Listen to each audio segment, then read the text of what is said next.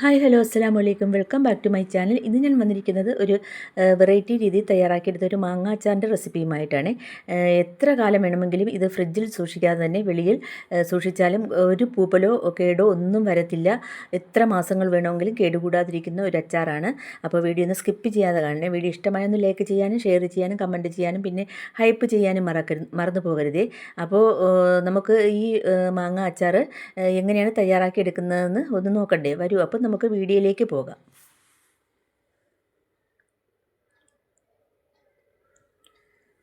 അപ്പോൾ ഈ മാങ്ങ അച്ചാർ ഞാൻ തയ്യാറാക്കാൻ വേണ്ടി ഒരു 3 മാങ്ങ എടുത്തിട്ടുണ്ട്. ഇത് 1 കിലോ മാങ്ങയാണ്.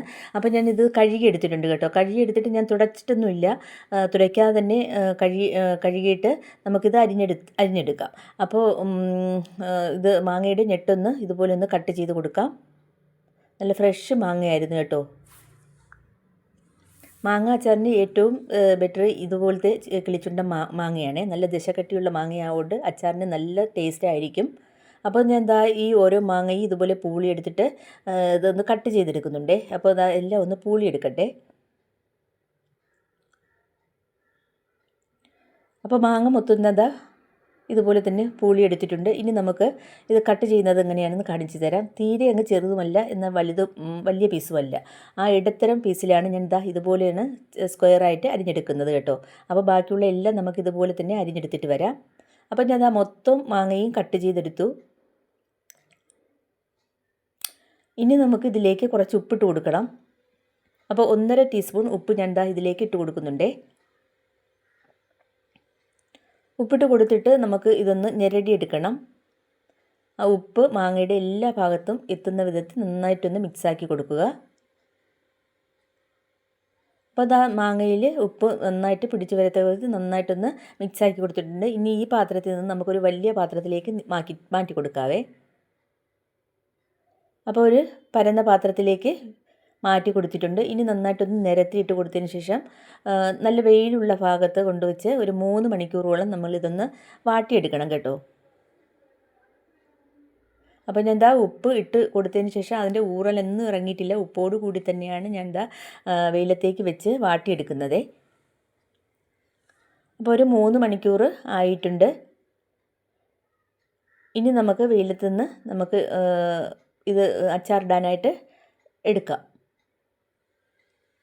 അപ്പോൾ മാങ്ങ നോക്കിയേ, ഒരു 3 മണിക്കൂർ വെയിൽ കൊണ്ടപ്പോൾ മാങ്ങ ഒരുവിധം ഒന്ന് ചുക്കി വന്നിട്ടുണ്ട്. അപ്പോൾ ഇത് നമുക്ക് ഇനി അച്ചാറിട്ട് തുടങ്ങാം. അപ്പോൾ ഞാൻ വേറൊരു പാത്രത്തിലേക്ക് മാറ്റി കൊടുത്തിട്ടുണ്ട്. ഇനി നമുക്ക് അച്ചാറിടാനുള്ള ഇൻഗ്രീഡിയൻറ്റ് എന്തൊക്കെയാണെന്ന് നോക്കാം. അപ്പോൾ ഒരു 4 ടേബിൾ സ്പൂൺ കാശ്മീരി മുളക് പൊടി, അത്യാവശ്യം എരിവുള്ളതാണ്. അപ്പോൾ അതെടുത്തിട്ടുണ്ട്. പിന്നെ 1/2 ടീസ്പൂൺ മഞ്ഞൾപ്പൊടിയും കൂടി ഇട്ട് കൊടുത്തിട്ടുണ്ട് അതിലേക്ക്. പിന്നെ ഒരു 4 തുടം വെളുത്തുള്ളി ഒന്ന് വൃത്തിയാക്കി എടുത്തതാണ്, അത് 1/2 കപ്പുണ്ട്. പിന്നെ കുറച്ച് കറിവേപ്പിലയുണ്ട്. പിന്നെ ആവശ്യത്തിനുള്ള ഉപ്പുണ്ട്. 2 പിടിയോളം നമ്മുടെ പാൽ കാന്താരിയാണ്. എന്നിട്ട് 1 ടേബിൾ സ്പൂൺ വറുത്ത് പൊടിച്ച ഉലുവ, പിന്നെ 1 ടീസ്പൂൺ പഞ്ചസാര, പിന്നെ ഒരു സുർക്ക എടുത്തിട്ടുണ്ട് കേട്ടോ. ഒരു കുപ്പി സുർക്ക എടുത്തിട്ടുണ്ട്. നമ്മൾ ആവശ്യത്തിന് അതിൽ നിന്ന് ഒഴിച്ചെടുക്കും. പിന്നെ 100 ഗ്രാം ഇതേ നല്ലെണ്ണയാണ്. പിന്നെ നമുക്ക് വേണം കടുക് വേണം. അതിനുശേഷം കായവും കൂടി എടുത്തിട്ടുണ്ട്. അപ്പോൾ ഇനി നമുക്ക് അച്ചാറിട്ട് തുടങ്ങാം. അപ്പോൾ അതിനു വേണ്ടി ഒരു പാൻ അടുപ്പത്ത് വയ്ക്കാം. ഇത്തിരി കുരുവുള്ള ഒരു പാനാണ്. പാൻ നന്നായിട്ട് ചൂടാവുമ്പോൾ നമുക്ക് ഇതേ നല്ലെണ്ണ പൊട്ടിച്ച് ഇതിലേക്ക് ഒഴിച്ചു കൊടുക്കാം. അത്രയും ഒഴിച്ചു കൊടുക്കുക.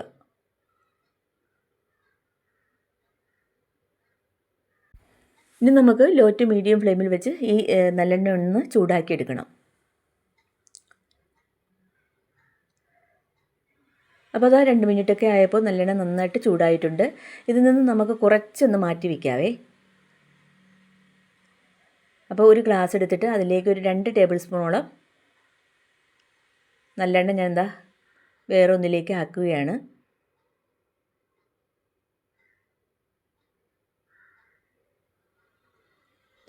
അപ്പോൾ ഞാൻ നല്ലെണ്ണ 2 ടേബിൾ സ്പൂണോളം നല്ലെണ്ണ മാറ്റിയെടുത്തു. ഇത് നമുക്ക് ആവശ്യമുണ്ട് കേട്ടോ. ഇനി നമുക്ക് ഈ നല്ലെണ്ണയിലേക്ക് കുറച്ച് കടുകിട്ട് പൊട്ടിക്കാം. 1/2 ടീസ്പൂൺ കടുക് ഇട്ട് കൊടുക്കുന്നുണ്ട്. കടുകൊന്ന് പൊട്ടി വരുമ്പോൾ പിന്നെ നമുക്ക് വൃത്തിയാക്കി വെച്ചിരിക്കുന്ന നമ്മുടെ വെളുത്തുള്ളി ഇല്ലേ, അത് നമുക്കിതിലേക്ക് ഇട്ട് കൊടുക്കാം.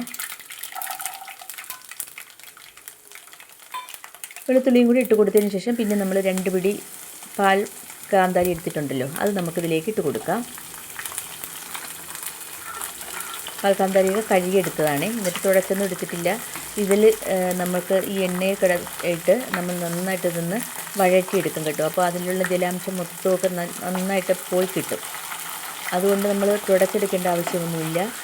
അപ്പോൾ എന്നിട്ട് നന്നായിട്ട് ലോ ടു മീഡിയം ഫ്ലെയിമിൽ വെച്ച് നന്നായിട്ട് ഇതൊന്ന് വഴറ്റിയെടുക്കുക. ഇതിലേക്ക് കറിവേപ്പിലയും കൂടി ഇട്ട് കൊടുക്കുന്നുണ്ട്. ഇനി എല്ലാം കൂടി ഒത്ത് നമുക്കൊന്ന് ഇളക്കി കൊടുക്കാം. നന്നായിട്ട് ഇതൊന്ന് വഴറ്റിയെടുക്കണം. ആ മുളക് നന്നായിട്ട് വാടി വരികയും ചെയ്യണം, നമ്മുടെ വെളുത്തുള്ളി നന്നായിട്ടൊന്ന് മൂത്ത് വരികയും ചെയ്യണം കേട്ടോ. അതുവരെ നമുക്ക് ലോ ടു മീഡിയം ഫ്ലെയിമിലിട്ട് നന്നായിട്ട് ഇതൊന്ന് ഇളക്കി കൊടുക്കാം. അപ്പോൾ അതാ ഏകദേശം 2 മിനിറ്റൊക്കെ ആവാറായിട്ടുണ്ട്. നമ്മുടെ വെളുത്തുള്ളിയൊക്കെ ഏകദേശം നന്നായിട്ടൊന്ന് മൂത്ത് വരാറായിട്ടുണ്ട്.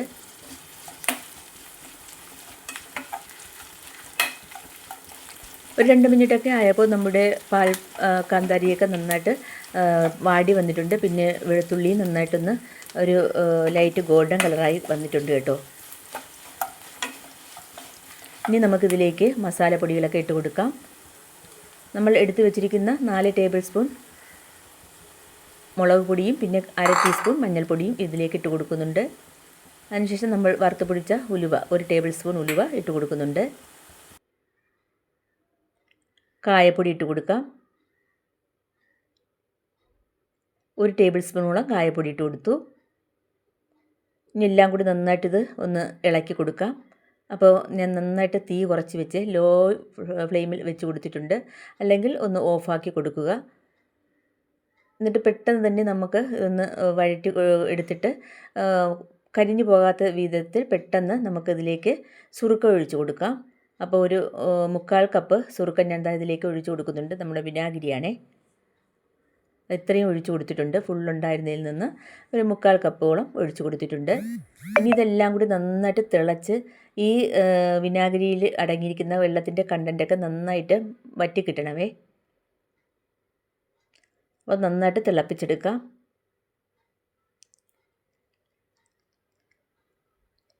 ഇതിലേക്ക് ആവശ്യത്തിനുള്ള ഉപ്പിട്ട് കൊടുക്കാം. നമ്മൾ മാങ്ങയിൽ നേരത്തെ ഉപ്പിട്ടിട്ട് കൊടുത്തിട്ടുണ്ടായിരുന്നു. അപ്പോൾ 1 ടീസ്പൂൺ ഉപ്പാണ് ഞാൻ ഇപ്പോൾ ഇതിലേക്ക് ഇട്ട് കൊടുക്കുന്നത്.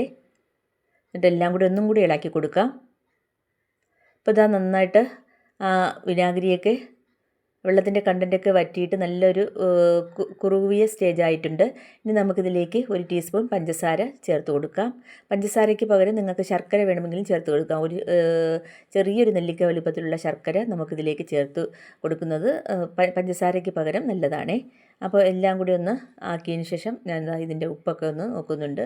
അപ്പോൾ എരിവും പുളിയും ഉപ്പും മധുരവും എല്ലാം അടങ്ങിയ ഒരു ഗ്രേവിയായിട്ട് നമുക്ക് കിട്ടിയിട്ടുണ്ട്.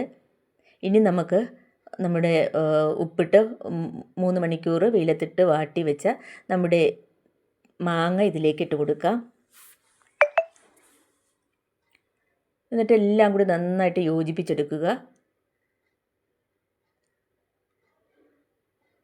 ആ മാങ്ങയും നമ്മുടെ ഗ്രേവി എല്ലാം ഒരുപോലെ ആയി കിട്ടണം. അപ്പോൾ മാങ്ങ ഇട്ടിട്ട് എല്ലാം കൂടി ഒന്ന് ഇളക്കിയതിന് ശേഷം ഒന്നും കൂടി ഒന്ന് ഉപ്പ് നോക്കി. അപ്പോൾ ഇതാ നല്ല കറക്റ്റായിട്ടുള്ള ഉപ്പാണ്. അപ്പോൾ ഒത്തിരി മുന്തി നിൽക്കുന്നത് നല്ലതാണ് കേട്ടോ. 2 ദിവസം കഴിയുമ്പോൾ ഈ മാങ്ങയിൽ ഉപ്പൊക്കെ പിടിച്ച് വരുമ്പോൾ സാധാ ഉപ്പേ കാണുള്ളൂ. അപ്പോൾ കുറച്ച് ഉപ്പിട്ടാൽ പിന്നെ അച്ചാറിന് നമ്മൾ സെറ്റായി വരുമ്പോൾ ഉപ്പ് തീരെ കുറവായിരിക്കും കേട്ടോ. അപ്പോൾ ഇതാ നന്നായിട്ട് ഇളക്കി കൊടുക്കുന്നുണ്ട്. കൂടുതൽ നേരം മാങ്ങ ഇട്ടതിന് ശേഷം തീ കൂട്ടി വയ്ക്കാൻ പാടില്ല. ലോ ടു മീഡിയത്തിൽ തന്നെയാണ് ഞാൻ വെച്ചിരിക്കുന്നത്. മാങ്ങ നമ്മുടെ ഗ്രേവിയിൽ ഇട്ടതിന് ശേഷം ഒന്ന് മിക്സാക്കി എടുത്തിട്ട് കൂടുതൽ സമയം ഇട്ടിരിക്കരുത് കേട്ടോ, എങ്കിൽ വെന്ത് പോകും. അതുകൊണ്ടാണ് ഞാൻ വേവാതിരിക്കാൻ വേണ്ടി കൂടെ ഇതുപോലെ ഒന്ന് ഇളക്കി കൊടുക്കുന്നത്. ഇനി നമുക്ക് ഫ്ലെയിം ഓഫാക്കാം. എന്നിട്ട് നന്നായിട്ടൊന്ന് ആറി കിട്ടണം. അപ്പോൾ ഇതാ മാങ്ങ നന്നായിട്ട് ആറി കിട്ടിയിട്ടുണ്ട്. ഇനി നമുക്ക് ഇതിലേക്ക് നേരത്തെ എടുത്ത് മാറ്റി വെച്ച നല്ലെണ്ണ ഇതിലേക്ക് ഒഴിച്ചു കൊടുക്കുക. എന്നിട്ട് ഒഴിച്ചു കൊടുത്തതിന് ശേഷം പിന്നെ ഇളക്കരുത് കേട്ടോ. പിന്നെ സെറ്റാവാൻ വേണ്ടി നമുക്ക് ഒരു അരമണിക്കൂറോ 3/4 മണിക്കൂറോ നമുക്കിതൊന്ന് അടച്ച് വീണ്ടും വെക്കാം. മാങ്ങയുടെ ചൂടൊക്കെ മാറിയിട്ടുണ്ട് കേട്ടോ. അപ്പോൾ ഇതാ അരമണിക്കൂർ കഴിഞ്ഞിട്ട് ഞാൻ നോക്കി, മാങ്ങ നല്ല സെറ്റായിട്ടുണ്ട്. നല്ല എരിവും പുളിയും ഉപ്പും മധുരവും എല്ലാം കൂടി ചേർന്ന ഒരു മാങ്ങ അച്ചാറാണിത്. എത്ര മാസങ്ങൾ വേണമെങ്കിലും കേടുകൂടാതിരിക്കുന്ന ഒരു മാങ്ങ അച്ചാറാണ്. അപ്പോൾ എല്ലാവരും ഒന്ന് ട്രൈ ചെയ്യുക. അപ്പോൾ വീഡിയോ ഇഷ്ടമായ ഒന്ന് ലൈക്ക് ചെയ്യാനും ഷെയർ ചെയ്യാനും കമൻറ്റ് ചെയ്യാനും പിന്നെ ഹൈപ്പ് ചെയ്യാനൊന്നും മറന്നു പോകരുതേ. പിന്നെ എൻ്റെ വീഡിയോ ആദ്യമായിട്ട് കാണുന്ന കൂട്ടുകാരാണെങ്കിൽ പ്ലീസ് ഒന്ന് സബ്സ്ക്രൈബ് ചെയ്തൊന്ന് സപ്പോർട്ട് ചെയ്യണേ. അപ്പോൾ ഇന്നത്തെ വീഡിയോ ഇത്രയേ ഉള്ളൂ. അടുത്ത നല്ലൊരു വീഡിയോയുമായിട്ട് വീണ്ടും കാണാം. അതുവരേക്കും എല്ലാവർക്കും താങ്ക് യു.